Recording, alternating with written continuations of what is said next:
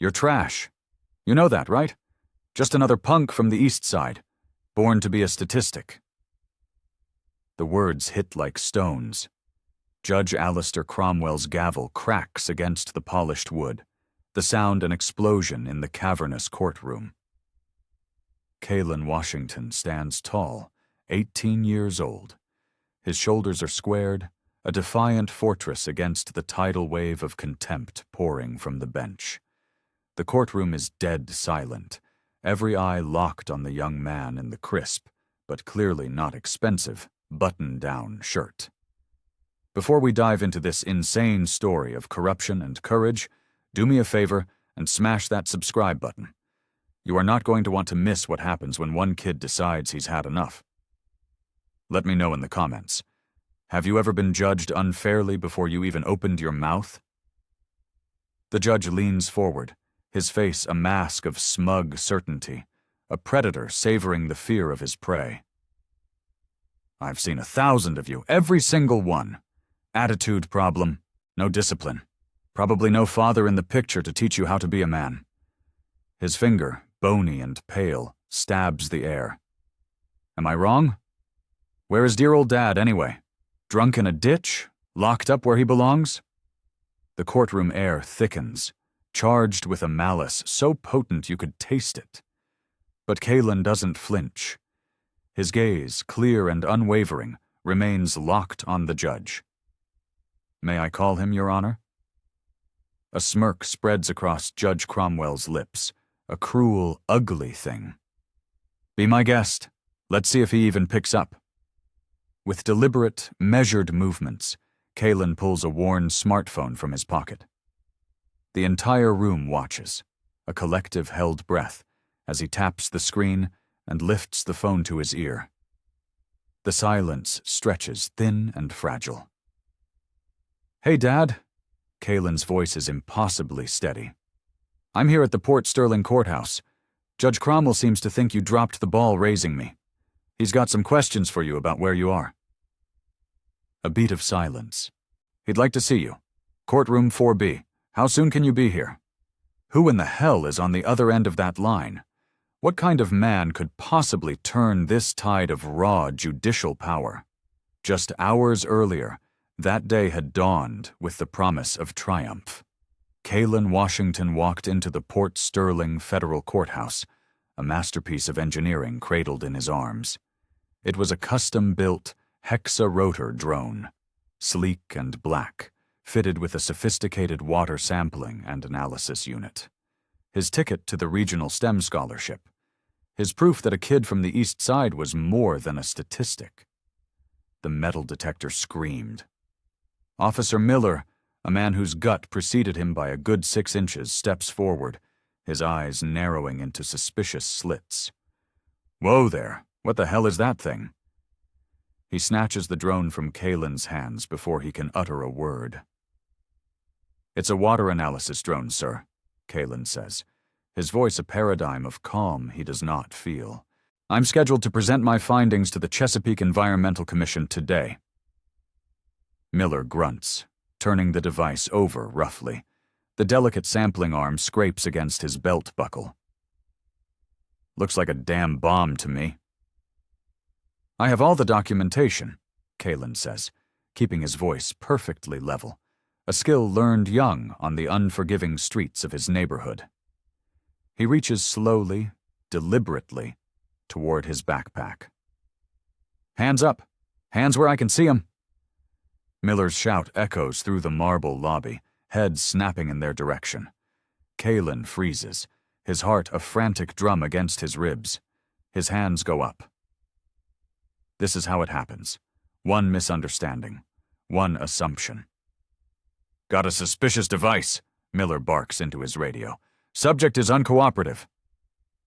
2 more guards materialize, their expressions grim. Out of the corner of his eye, Kalen sees a figure watching from the periphery. Judge Alistair Cromwell, robes hanging on his arm, a look of detached, almost amused interest on his face. He crosses his arms, making no move to intervene, a king watching a peasant being hassled in his court. I'm just here for my 11 o'clock presentation, Kalen repeats, the words tasting like ash. Judge Cromwell finally glides over, his gaze flicking from Kalen's face to the drone and back again, his expression curdling with disdain. Shouldn't you be in school, boy? I have an excused absence, sir. I'm presenting to the Environmental Commission. The Environmental Commission? In my courthouse? The disbelief in his tone is a calculated insult. Yes, sir. Room 302 at 11:00 a.m. Dr. Anya Sharma is expecting me. The judge glances at the ornate clock on the wall. We'll just see about that. Bring him to my courtroom, first. The guards push Kalen forward, his meticulously calibrated drone now held like a piece of contraband. As they walk, Kalen watches a white college student with a laptop bag and a tube full of architectural plans sail through security, with a cheerful nod from the guards. He pulls out his phone, texting his father. Delayed at security. Might be late. The reply is instant. What's wrong? Kalen starts to type, to explain the injustice, the humiliation. Then he stops. His dad had enough on his plate, just extra checks. All good. He can hear fragments of the conversation between Cromwell and Miller up ahead. Always an excuse. Teach him a lesson. Know his place by the time I'm done with him. Kalen's spine straightens. His jaw sets. A cold, hard resolve crystallizes in his gut. This was never about the drone. The question was, what was it really about? What did a powerful federal judge truly want with a high school senior's science project?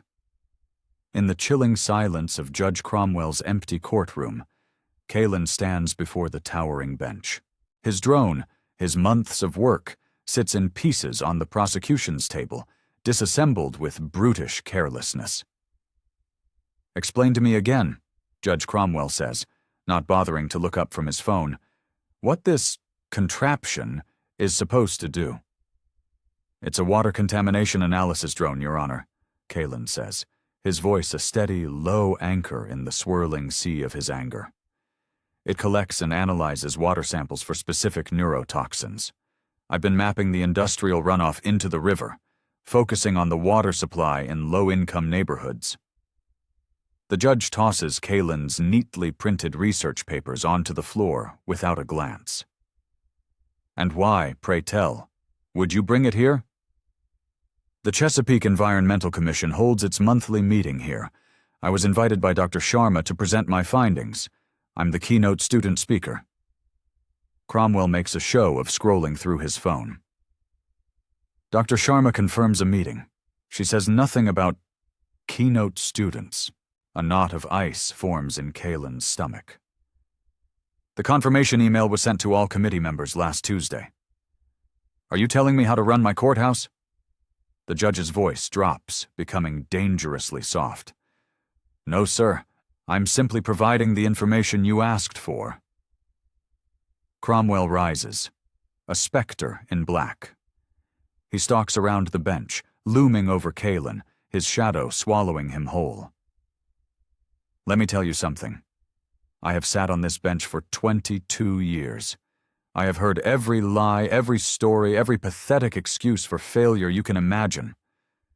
I understand, but no interruptions. His hand slams down on the table, a sound like a gunshot. Pieces of Kalen's drone jump and scatter. A custom-machined sensor, the heart of the analysis unit, skitters across the floor and smashes against the wall. Kalen watches, a part of his own heart breaking with it. Sir, that's months of research, irreplaceable data. Research? Cromwell lets out a short, barking laugh. Is that what we're calling it? Where did a kid like you get the parts for this? Who really built it? I designed and built it myself. The parts were funded by a grant from the Maryland STEM Alliance. The judge's jaw tightens, a muscle twitching in his cheek. A likely story. Let me be perfectly clear. This building is a pillar of federal authority, not your high school science fair. He picks up a delicate circuit board, holding it between his thumb and forefinger as if it were a dead cockroach.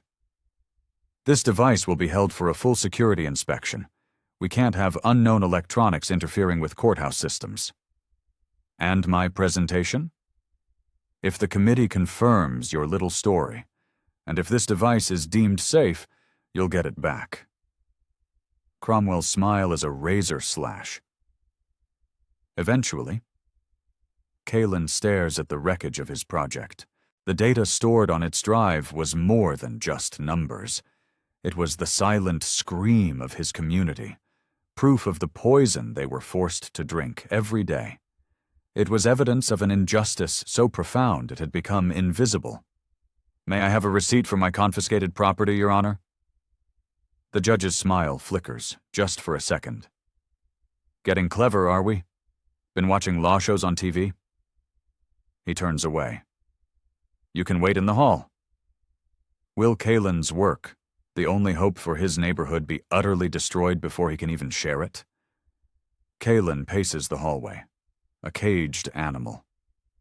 The clock on the wall is a merciless torturer, each tick a hammer blow against his chances. 10:45. His presentation starts in 15 minutes. A security guard watches him with bored indifference, posted to ensure he doesn't go anywhere near room 302. Then, a lifeline. Dr. Anya Sharma, a brilliant environmental scientist with kind eyes and a shock of silver in her dark hair, spots him from down the hall. Kalen, there you are. Why aren't you setting up? We're about to start. Judge Cromwell confiscated my drone, Dr. Sharma. He said it's a security risk. Her eyebrows shoot toward her hairline. A security risk? That's the most ludicrous thing I've ever heard. It's a student project. I vetted it myself. She takes his arm. Come on, we're going to sort this out. They re-enter the courtroom. The judge is on a personal call, laughing, and holds up a single finger to make them wait. Kalen observes the subtle shift in Cromwell's posture as he ends the call and sees Dr. Sharma. He sits up straighter, his tone becoming more formal, the street thug act replaced by one of judicial authority. Judge Cromwell, Dr. Sharma begins, her voice firm but respectful. I believe there's been a significant misunderstanding. Kalen Washington is our invited presenter. His research is groundbreaking. The judge offers a condescending smile. Doctor, this young man brought an unauthorized, undocumented electronic device into a federal building. That requires a thorough investigation. It's a water monitoring drone that I have personally reviewed and approved. It poses no threat. And did you run a background check on him? Cromwell asks, his voice sharp, pointed. On his family? Do you have any idea where he's from? Heat floods Kalen's face. He feels like a specimen under a microscope. Dr. Sharma shifts, clearly uncomfortable. He is one of the most brilliant students I have ever mentored. His character is impeccable. That doesn't answer my question, Cromwell snaps. He turns his cold eyes back to Kalen. Where exactly are you from, Mr. Washington? I was born and raised in Port Sterling, sir, on the east side. The judge makes a small, dismissive sound in his throat, a noise of confirmation. Ah, the drone will remain in evidence until our technicians can fully inspect it. However, he nods magnanimously to Dr. Sharma. You may take personal responsibility for him, and he can attend the meeting, without his device, of course. But his entire presentation, all his data is on the drone's drive, Dr. Sharma protests. Then perhaps he should have planned better, Cromwell says, his voice rising. Perhaps he shouldn't have brought suspicious equipment into my courthouse. Consider it a valuable life lesson in preparedness. He gestures towards the door.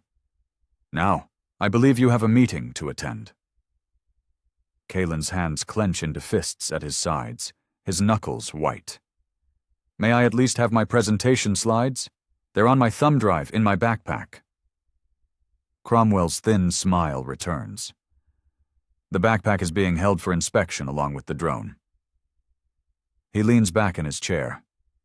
Run along now. And Mr. Washington, he adds, his voice dropping to a conspiratorial whisper. Next time, learn your place before you walk through my doors. Sonum. His heart hammering against his ribs, Kalen follows a fuming Dr. Sharma into the commission's meeting room. 12 distinguished faces around a long mahogany table turn to look at them. The air is thick with expectation. The weight of their gazes feels like a physical force pressing down on him. My apologies for the delay, Dr. Sharma announces. We've encountered an unexpected logistical issue. Kalen steps forward, every ounce of his being screaming with humiliation and rage. He forces it down, transforming it into a cold, hard fuel. He takes a deep breath. I apologize, he begins, his voice clear and steady, a shocking contrast to the fire in his chest. My project, a water analysis drone, and all of my presentation materials have been confiscated by Judge Cromwell. A wave of whispers ripples through the room. Kalen can see the pity on some faces, the cool judgment on others. He sees a man in a tailored suit in the back row shake his head and scribble something in a notebook. How in God's name was he going to pull this off now? Empty-handed, under the skeptical gaze of the most important environmental panel in the state, Kalen takes a breath, centering himself. He plunges in. My project is designed to identify and map the concentration of specific industrial neurotoxins, lead, mercury, and arsenic compounds in the water systems of Port Sterling. He speaks from memory, from the heart. His voice, once quiet, grows in power and conviction with every sentence. For the last 6 months, I deployed my drone to collect samples from 157 different locations. The data reveals a terrifying pattern. The levels of these neurotoxins are, on average, 5 times higher in the predominantly minority communities of the East Side than they are in the affluent neighborhoods of West Hills. Despite the complete lack of charts or graphs, the committee members are leaning forward, captivated. Kalen grabs a marker and begins sketching on a large white pad, his hands moving with fluid precision. He draws the river, the industrial parks, the flow of the currents. He diagrams his collection methodology, his double-blind testing protocols, his statistical analysis. I then cross-referenced these contamination spikes with public health records, he continues, drawing another diagram linking water toxicity levels to hospital admissions. The data shows a direct, undeniable correlation between the highest toxin levels and the highest rates of pediatric neurological disorders, learning disabilities, and emergency room visits for respiratory failure. He pauses, letting the weight of his words settle in the silent room. The Clean Water Act is supposed to protect all citizens equally. My data shows that in Port Sterling it is being enforced selectively, creating environmental sacrifice zones based on race and income. Dr. Sharma watches, a look of profound pride on her face, as Kalen turns a disaster into a tour de force. When he finally falls silent, the room erupts in applause. Remarkable work, young man, says the committee chair, Dr. Lawson. Absolutely remarkable, especially given the circumstances. Where did you say your project is now? Judge Cromwell has it, Kalen answers, choosing his words with care. He's holding it for security inspection. Dr. Lawson's brow furrows. That is highly irregular. We will be making inquiries. In the meantime, these findings are explosive. They deserve a much wider audience. Would you be willing to present this at the national conference in D.C. next month? Relief and gratitude wash over Kalen, a warm wave extinguishing some of the burning anger. I would be honored, sir.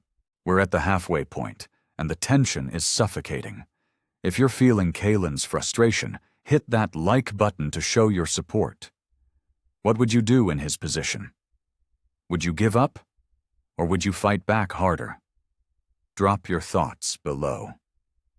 As the meeting adjourns, Kalen excuses himself. In the sterile silence of a bathroom stall, he leans his head against the cool metal, the adrenaline finally crashing. His hands are shaking. He pulls out his phone, hits his dad's number. Voicemail. Dad, something happened. Judge Cromwell took my drone. He said some things. He stops, the words catching in his throat. He doesn't want to sound weak. I think I handled it, but I could really use your advice. Call me. Dr. Sharma is waiting for him. You were incredible, Kalen. I have never in my life seen such poise under that kind of pressure. Thank you. Do you think there's any chance I can get it back today?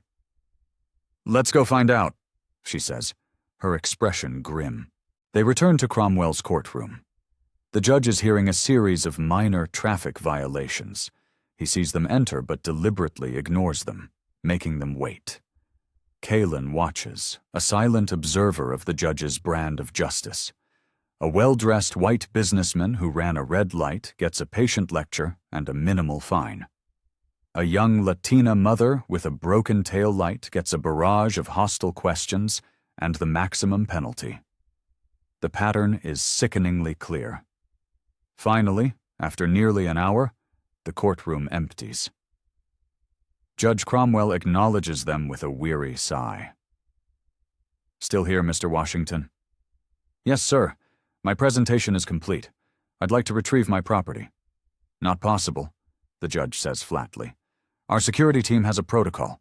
The inspection isn't complete. Dr. Sharma steps forward. Judge, with all due respect, that drone contains months of irreplaceable scientific data. Kalen needs it for his work. He should have thought of that before he brought an unauthorized device into a federal building, Cromwell retorts, his eyes glinting. Kalen meets his gaze, a silent battle of wills across the empty courtroom. When can I expect it to be returned, sir? When we are satisfied it poses no threat, the judge says with a dismissive wave. Could be days, could be weeks, could be never. Kalen feels a strange calm settle over him. In that moment he makes a silent vow. He will not be broken. He will not be dismissed. He thanks the judge with a politeness that is its own form of defiance, turns on his heel, and walks out. Once in the hallway, he makes another call, not to his father, to a different number. Uncle Ben, it's Cale. I need some legal advice. It's about illegal property confiscation by a federal judge. His uncle's voice, calm and reassuring, comes through the line. Tell me everything, son. Don't leave out a single detail. Oh my, who is Uncle Ben? And what kind of legal fire is he about to rain down on Judge Cromwell's courthouse?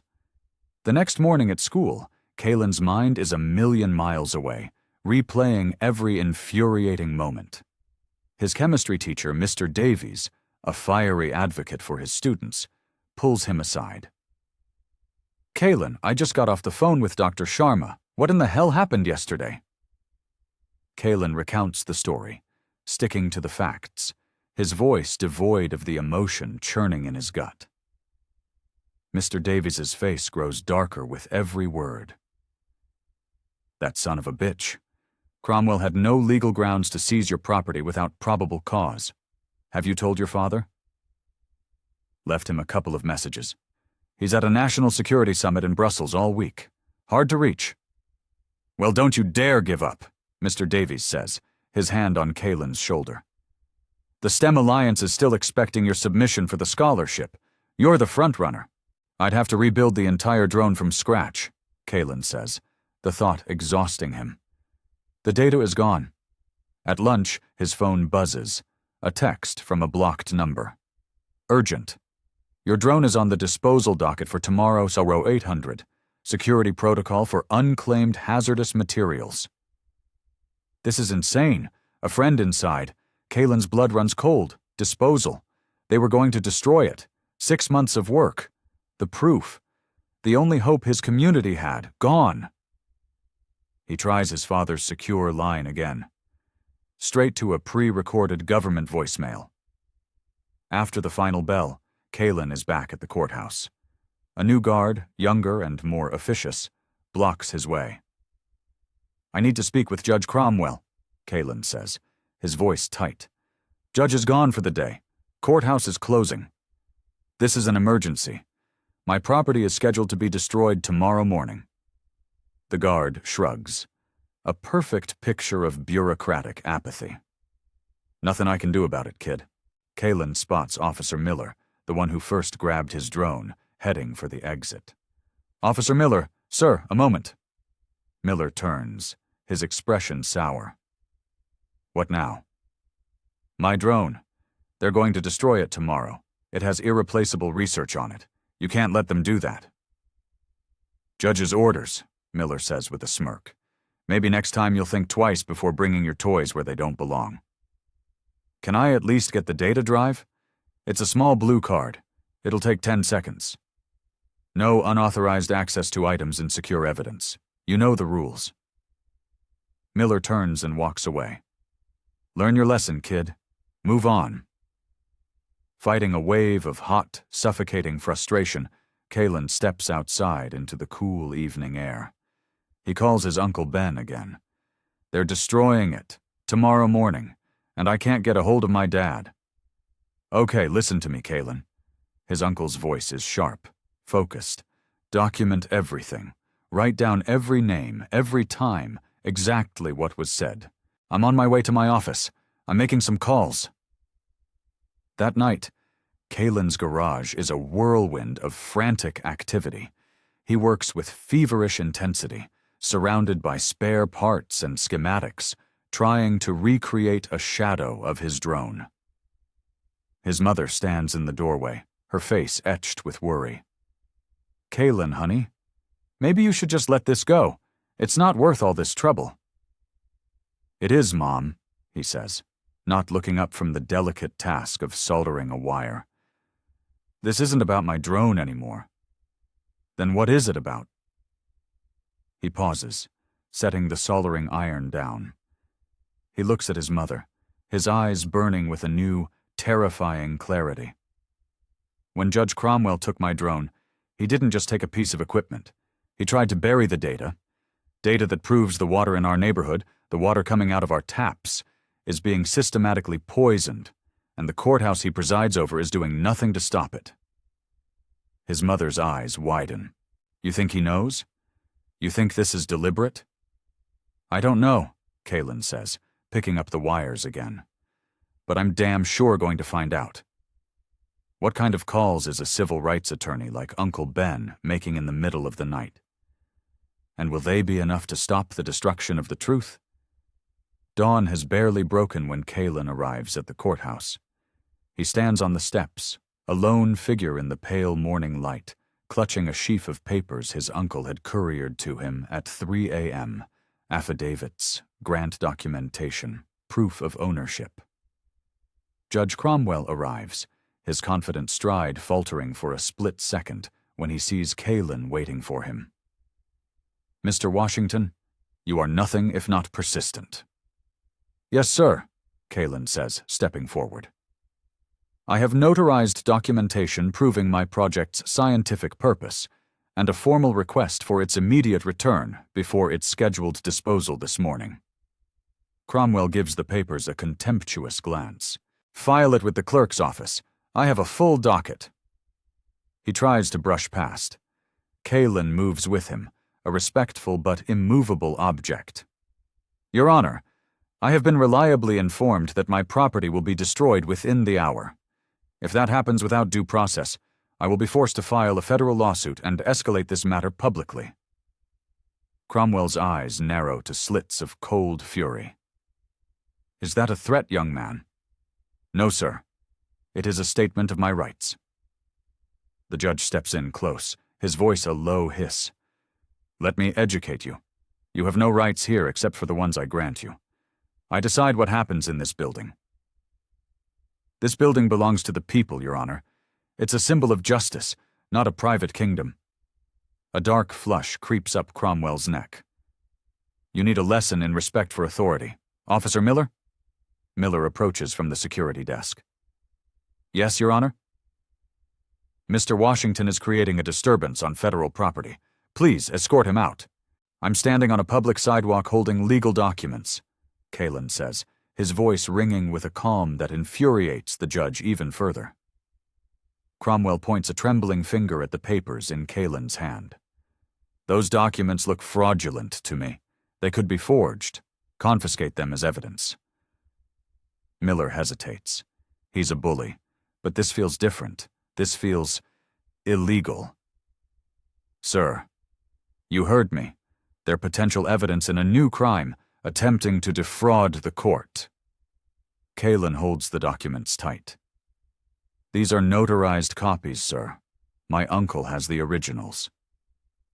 The judge leans in, his face inches from Kalen's. You think you're so smart?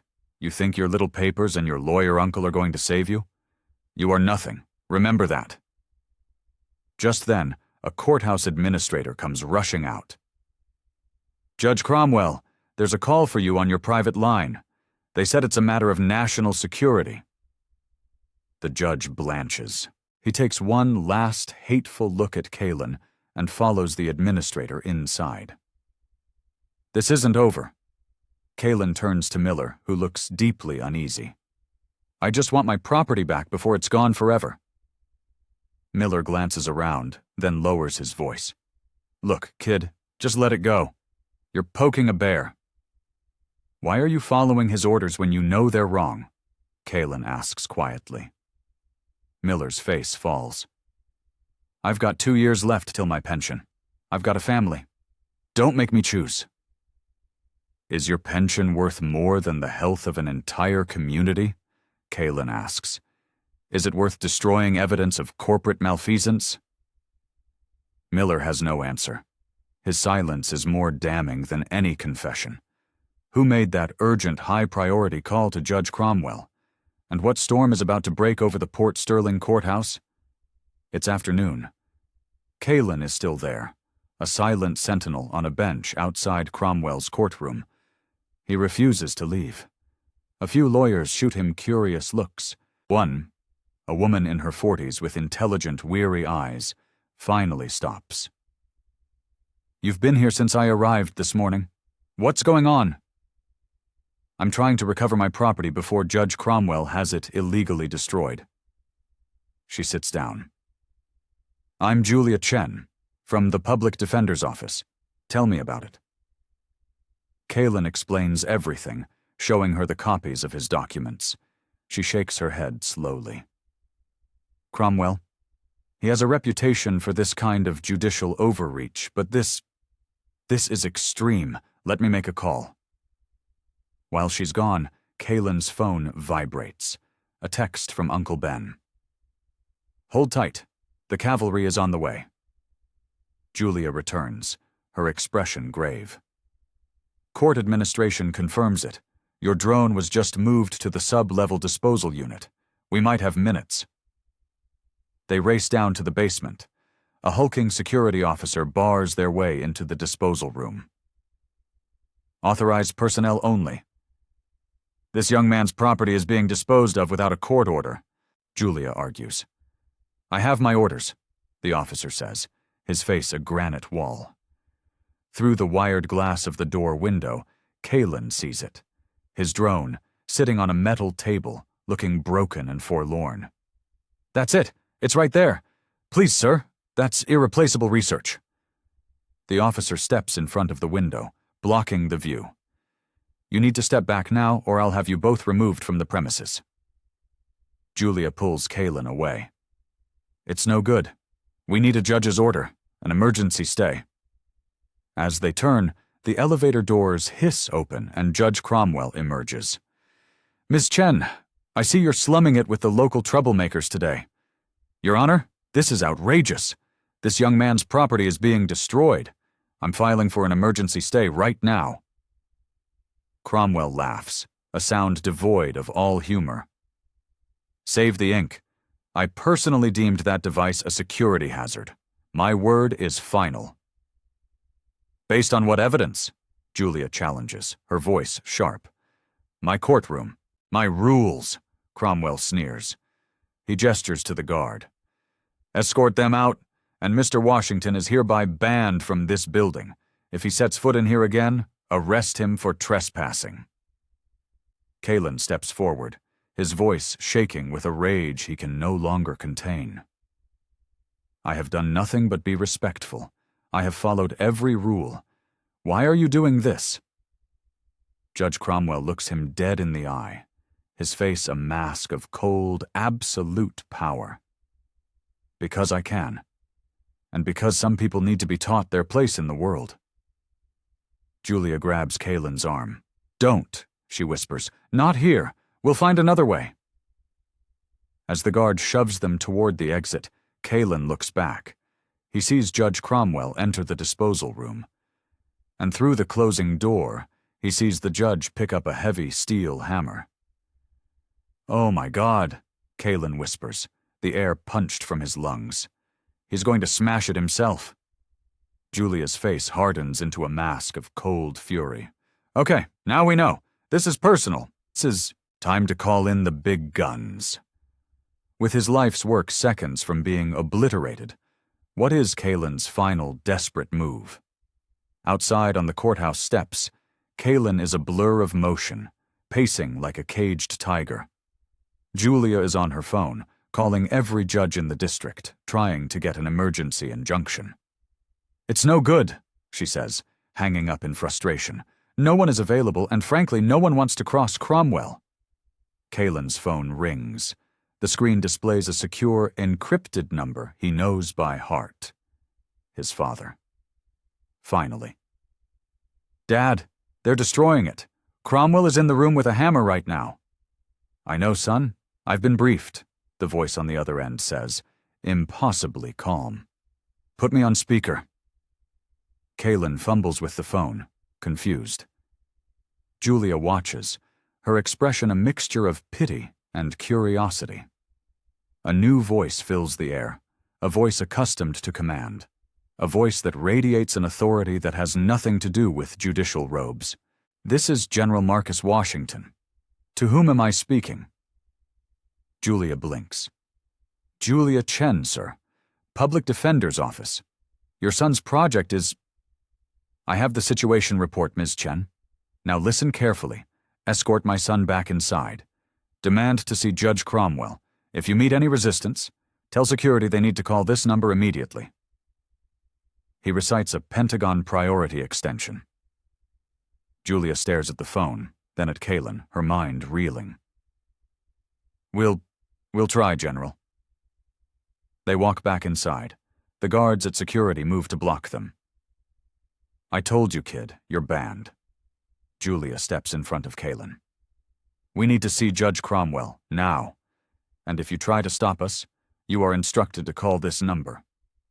She holds out the phone. The head of security looks at the number, scoffs, then his eyes widen. He makes the call. His posture transforms from arrogant to ramrod straight. Yes, sir. Right away, General. My apologies, sir. He hangs up, his face pale. He turns to Kalen and Julia, his demeanor now utterly deferential. Please, go right ahead. The judge's chambers are this way. As they walk down the silent marble corridor, Kalen whispers, What just happened? Julia shakes her head, completely bewildered. Who in God's name is your father? He's a general, in the army, works at the Pentagon. They arrive at Cromwell's chambers. The clerk tries to stop them, but Julia simply shows him the phone. The clerk vanishes inside, then reappears a moment later, looking shaken. The judge he'll see you now. They enter. Judge Cromwell is standing behind his desk, red-faced and furious. On the desk sits Kalen's drone, dented but intact. A heavy hammer lies next to it. This is harassment, the judge sputters. I have made my decision. Julia steps forward. Your Honor, we were instructed to have you call this number if you refuse to immediately return Mr. Washington's property. Cromwell snatches the phone. What bureaucratic pencil pusher do you think? He dials the number. This is Judge Alistair Cromwell. Who is this? The transformation is instantaneous and absolute. The color drains from the judge's face. His arrogance evaporates, replaced by a stark, primal fear. Yes, General, I understand. But the device was deemed— Yes, sir, I see, right away. He hands the phone back to Julia, his hand trembling violently. Mr. Washington, he says, his voice a choked whisper, your property will be returned to you, immediately. In its original condition, Kalen adds, his voice cold as ice, with all of its data intact. Cromwell nods, unable to look him in the eye. As they turn to leave with the drone, Kalen's phone rings again. It's his father. He answers on speaker. Is the situation resolved, son? Yes, Dad, thank you. Good. Now, do me a favor. Put Judge Cromwell on the line. I'll be in Port Sterling tomorrow, and I'd like a word with him. Julia stares at Kalen, dawning comprehension in her eyes. Judge Cromwell, looking like a man walking to his own execution, approaches and takes the phone Kalen holds out. This is Judge Cromwell. The voice that comes from the phone is quiet, but it carries the weight of armies. It is the voice of absolute, unquestionable power. Judge Cromwell, this is General of the Army Marcus Washington, Chairman of the Joint Chiefs of Staff. I will be in your courthouse tomorrow morning at 0900 hours to discuss your professional conduct, your treatment of a United States citizen, and what appears to be a pattern of gross judicial misconduct. Clear your schedule. Cromwell sways on his feet, nearly dropping the phone. Yes, Mr. Chairman, of course. He hands the phone back to Kalen and practically flees into his chambers. In the hallway, Julia lets out a breath she didn't realize she'd been holding. Your father is the chairman of the Joint Chiefs? Kalen nods. He doesn't like people to make a fuss about it. Julia looks down at the drone in his arms. So, is this really just about water quality? Yes, it's about 6 months of data proving that the industries poisoning the East Side are getting a free pass from the courthouse, Kalen says, running a hand over the dented casing. And it seems the neighborhoods with the poisoned water correspond exactly to the districts where Judge Cromwell hands out his most draconian sentences. Julia's eyes widen as the final, horrifying piece of the puzzle clicks into place. My God, Kalen, you didn't just find evidence of environmental racism, you stumbled onto the link between that and judicial corruption.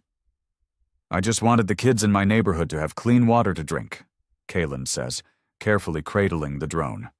I never thought I'd have to take down a federal judge to do it. Oh, how will Judge Alistair Cromwell possibly survive a face-to-face meeting with the most powerful military officer in the world? The sun rises on a city buzzing with nervous energy. News vans are camped outside the courthouse, alerted by an anonymous tip that a very high-level government official is making an unscheduled visit. Inside his chambers, Judge Cromwell is a mess, sweating through his shirt as he screams into his phone.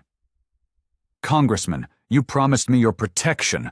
I've ruled in your favor on every zoning variance, every environmental waiver for the last 10 years.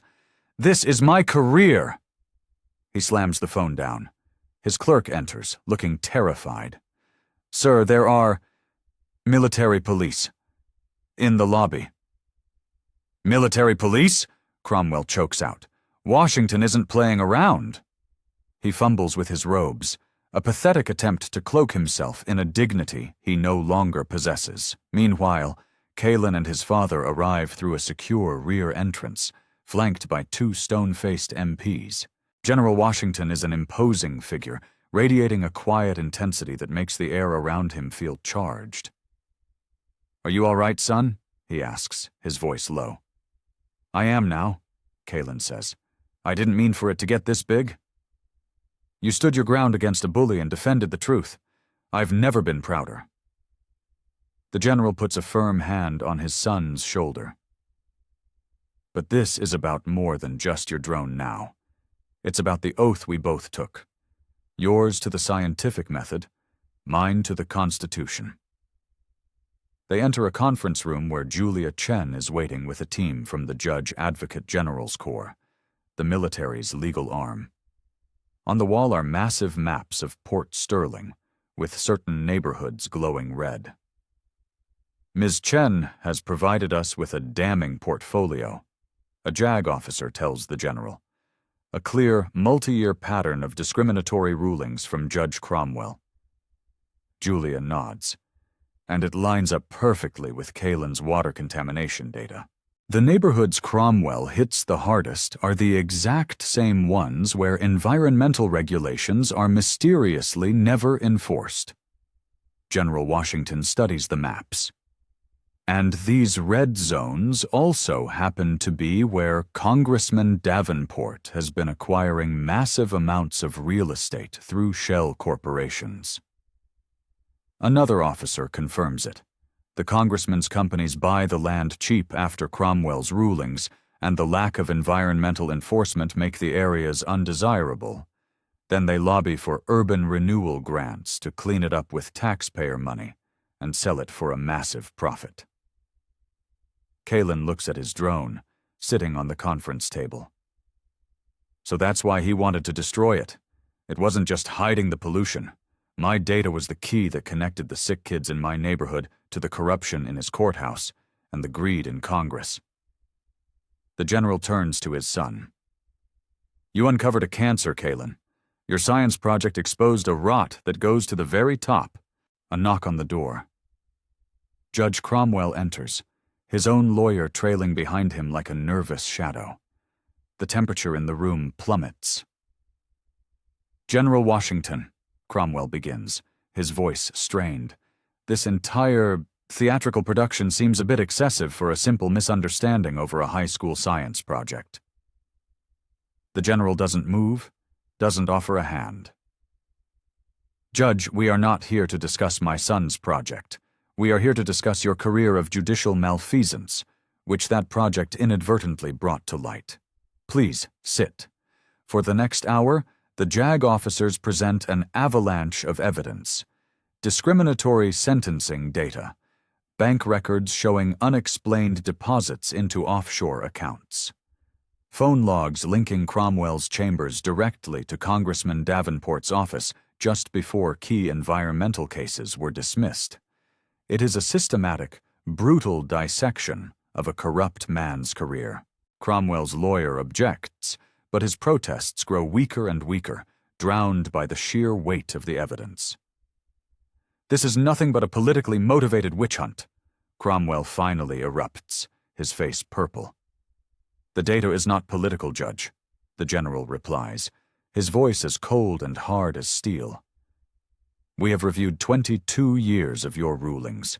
Perhaps you can explain why a defendant from the East Side is 60% more likely to receive the maximum sentence than a defendant from West Hills for the exact same crime. He gestures to a chart. Or perhaps you can explain these payments from a holding company owned by Congressman Davenport's brother-in-law. Cromwell looks to his lawyer, but the man is staring at the table, defeated. I want to cooperate, the judge whispers, the words tasting like poison. I want a deal. His lawyer stands. My client will be making no further statements at this time. General Washington nods to an officer who slides a document across the table. Judge Cromwell, this is a formal notice of investigation from the Department of Defense, in conjunction with the Department of Justice. As this corruption directly impacts federal contracts and military families stationed in the area, we have jurisdiction. You are being placed on immediate administrative leave. The Judicial Ethics Committee is convening an emergency session this afternoon. I suggest you prepare your statement. As Cromwell and his lawyer are escorted out, the general turns to his son. Your drone revealed a nexus of corruption we've suspected for years but could never prove. You gave us the key. Kalen looks at the dented piece of equipment that started it all.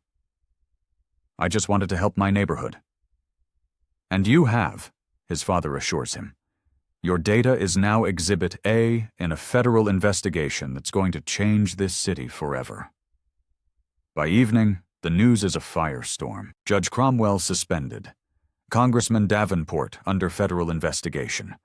The stock of Davenport's primary development company has been frozen. It all started, the reporters say, when a judge tried to destroy a high school student's science project. At home, Kalen watches the news with his parents. Why did he target me like that? He asks, the question still nagging at him. He could have just ignored me. Because data is a threat to men who build their power on lies, his father answers. Your map of poisoned water was also a map of his crimes. You backed him into a corner, son. You didn't give him a choice. The general's secure phone rings. He listens, his expression hardening. Davenport is on television, calling this a military coup, an attack on our democracy. He's demanding a congressional hearing. Is it? Kalen asks. Justice is never an attack on democracy, son, the general says. It's the ultimate defense of it, and those who pervert justice are the real enemies of the state.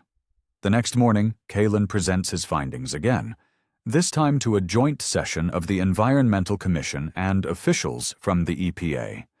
His drone is repaired, fully functional. Military police stand discreetly at the doors. He displays his maps, his charts, his data. The room is silent, the implications of his research finally understood in their terrifying entirety.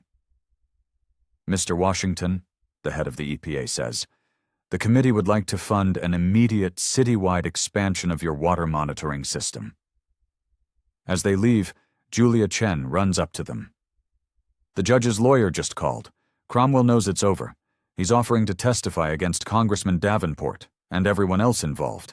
He's ready to name every name. The dominoes were beginning to fall. Kalen's simple science project had just lit a fuse. The only question now was how big the explosion would be. 1 week later. The judicial ethics hearing is a media circus.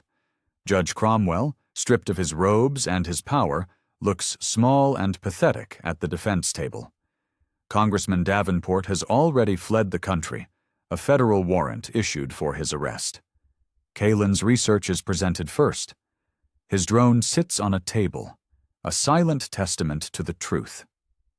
Screens around the room show his data, the undeniable correlation between pollution, disease, and the perversion of justice. The committee chairman is blunt.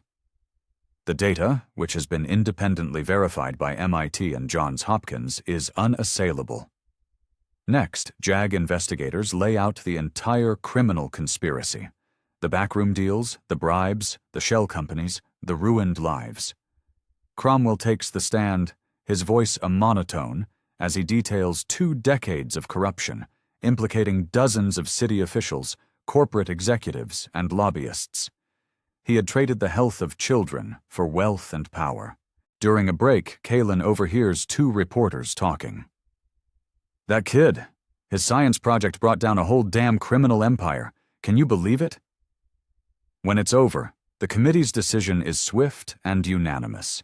Immediate and permanent removal from the bench, and a recommendation for criminal prosecution. Outside, Kalen's father addresses the swarm of cameras.